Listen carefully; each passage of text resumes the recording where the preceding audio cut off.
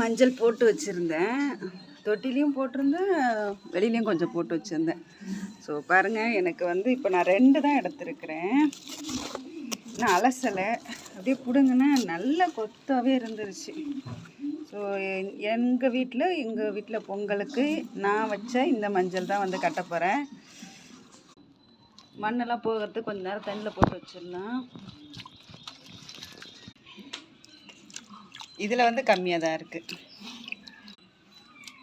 இந்த மஞ்சள் கொத்து கொஞ்சம் நிறையாவே இருக்குது, பெருசாகவும் இருக்குது. இன்னும் 2 கொத்து இருக்கு, ஆனால் நான் இதை பெருக்கல.